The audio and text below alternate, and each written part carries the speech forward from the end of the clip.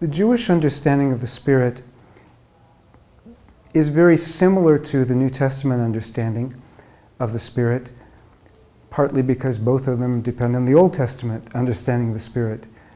One major difference, of course, is that in the New Testament, it's articulated more fully that the Spirit is a distinct person, because we understand the Trinity, and of course Jewish people weren't thinking in those terms. The Spirit was divine, but they didn't distinguish, say, the Spirit from the Father, certainly not from the Son.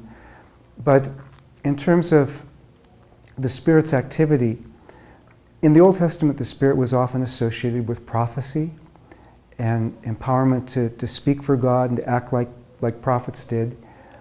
Sometimes with leadership.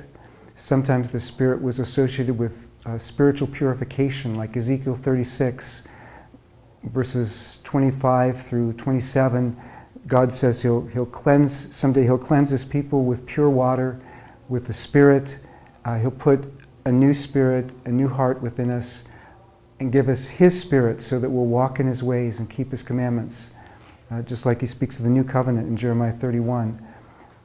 In early Judaism, the wider Jewish understanding at the time the New Testament was written, you had some people who focused on this aspect of purification by the Spirit. That's very common in what we call the Dead Sea Scrolls. It was a sectarian Jewish group that was wanted to be pure from the world and separated themselves from the world. And they're like New Testament thinking in some ways and unlike them in others.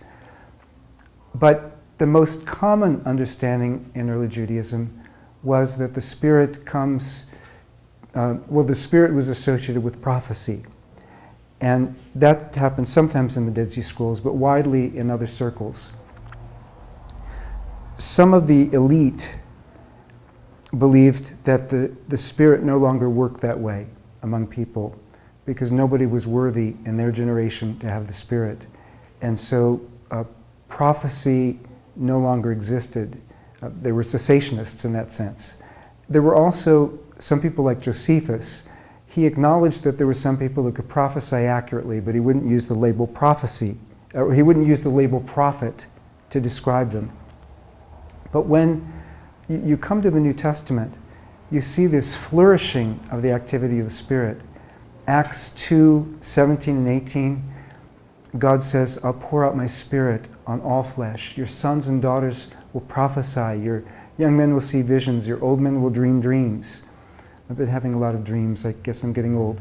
But in any case, and then to reinforce the point that's already there in Joel, Peter adds in another line that's not there in Joel, and they will prophesy, just to make sure you don't miss the point that it's prophetic empowerment.